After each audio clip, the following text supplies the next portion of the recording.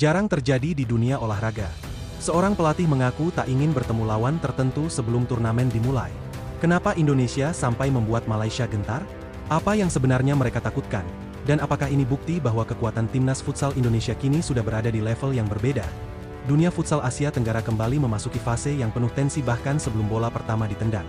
ASEAN Futsal Championship 2026 belum resmi dimulai, tetapi atmosfer persaingan sudah terasa panas.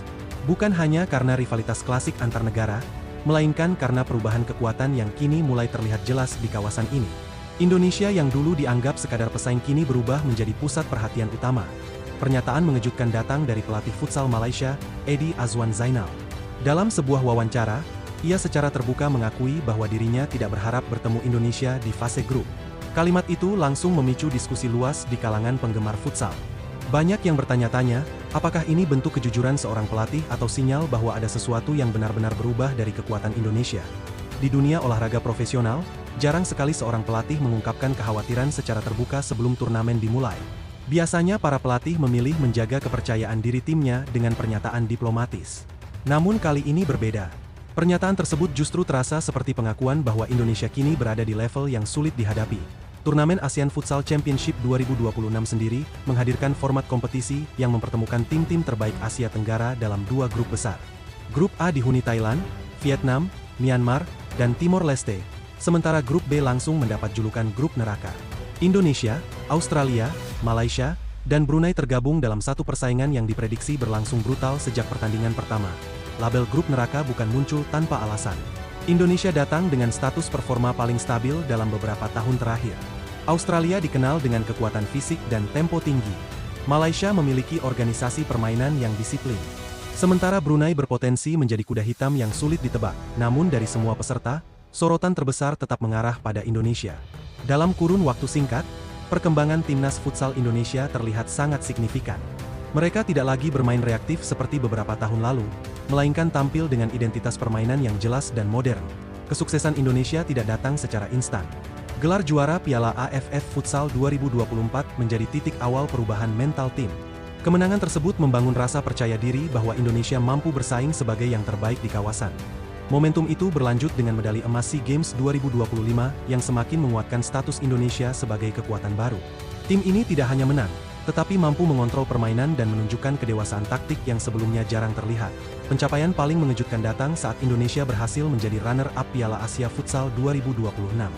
Hasil tersebut membuat banyak pengamat mulai memandang Indonesia bukan sekadar raja ASEAN, tetapi calon kekuatan Asia. Di balik perubahan besar itu, sosok pelatih asal Spanyol Hector Soto menjadi faktor kunci. Ia membawa pendekatan taktik Eropa yang menekankan intensitas, rotasi cepat, dan penguasaan ruang. Filosofi bermain Indonesia berubah total di bawah arahannya. Soto dikenal berani mengambil keputusan yang tidak populer, termasuk memberi kesempatan besar kepada pemain muda.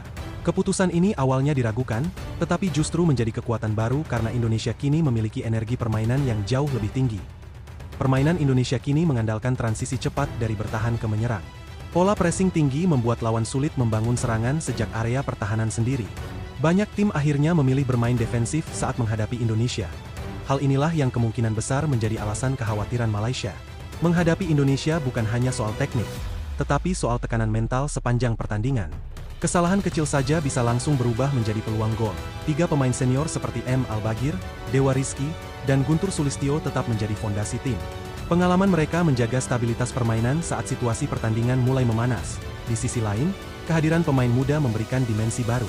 Kecepatan, stamina, dan keberanian mereka membuat permainan Indonesia sulit diprediksi. Kombinasi generasi ini menciptakan keseimbangan yang jarang dimiliki tim lain.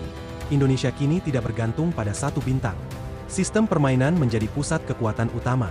Siapapun yang masuk lapangan mampu menjalankan peran dengan pola yang sama. Situasi ini membuat lawan kesulitan membaca strategi Indonesia. Bahkan ketika satu pemain dihentikan, ancaman tetap datang dari lini lain. Inilah bentuk dominasi modern yang mulai terbentuk. Malaysia sebenarnya bukan tim lemah. Mereka memiliki organisasi bertahan yang rapi dan disiplin tinggi.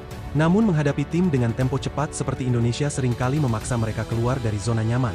Pernyataan Eddie Azwan Zainal bisa jadi bukan sekadar rasa takut, melainkan strategi psikologis. Dengan menurunkan ekspektasi publik, tekanan terhadap pemain Malaysia bisa berkurang sebelum laga besar berlangsung. Namun pernyataan tersebut justru memberi efek sebaliknya di Indonesia. Ekspektasi publik meningkat tajam. Kini Indonesia bukan lagi underdog, melainkan tim yang harus menang. Status sebagai tim unggulan seringkali menjadi ujian mental terbesar. Semua lawan datang dengan motivasi ekstra untuk mengalahkan sang favorit. Setiap pertandingan berubah menjadi final kecil. Kemungkinan besar lawan akan menerapkan strategi bertahan total saat menghadapi Indonesia. Mereka akan menunggu kesalahan dan mengandalkan serangan balik cepat untuk mencuri gol. Strategi seperti ini membutuhkan kesabaran tinggi dari Indonesia. Penguasaan bola saja tidak cukup jika tidak disertai efektivitas penyelesaian akhir. Disinilah kecerdasan taktik Hector Soto akan diuji. Ia harus menemukan cara membongkar pertahanan rapat tanpa membuat tim kehilangan keseimbangan saat diserang balik. Selain Malaysia, Australia menjadi ancaman serius di grup ini. Gaya bermain mereka keras, langsung, dan penuh duel fisik yang dapat mengganggu ritme permainan Indonesia. Australia sering memanfaatkan tekanan fisik untuk memancing emosi lawan. Jika Indonesia terpancing, permainan mereka bisa kehilangan struktur. Pertandingan Indonesia melawan Malaysia dipastikan menjadi laga paling emosional. Rivalitas panjang kedua negara selalu menghadirkan atmosfer berbeda, baik di dalam maupun luar lapangan. Sorotan media dan tekanan supporter akan memperbesar intensitas pertandingan. Setiap kesalahan kecil bisa menjadi bahan perbincangan besar. Bagi Malaysia, laga ini adalah kesempatan membungkam keraguan publik setelah pernyataan pelatih mereka viral. Sementara bagi Indonesia, ini adalah momen pembuktian bahwa status tim paling ditakuti bukan sekadar narasi. Turnamen pendek seperti ASEAN Futsal Championship tidak memberi ruang kesalahan besar. Kehilangan poin di satu pertandingan dapat mengubah seluruh jalur kompetisi. Indonesia harus menjaga konsistensi sejak laga pertama. Awal yang buruk bisa memengaruhi mental pemain muda yang masih membangun pengalaman internasional.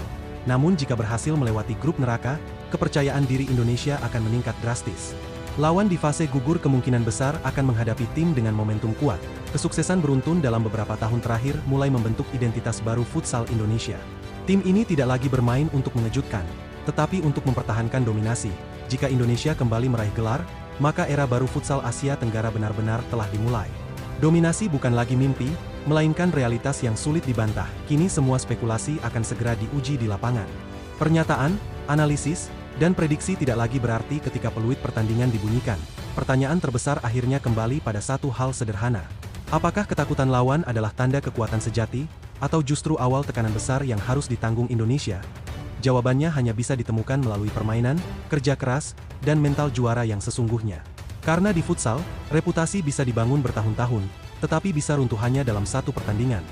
Dan saat ASEAN Futsal Championship 2026 dimulai, seluruh mata Asia Tenggara akan tertuju pada satu tim yang kini menjadi pusat perhatian. Timnas Futsal Indonesia, sang kekuatan baru yang siap membuktikan apakah mereka benar-benar layak ditakuti.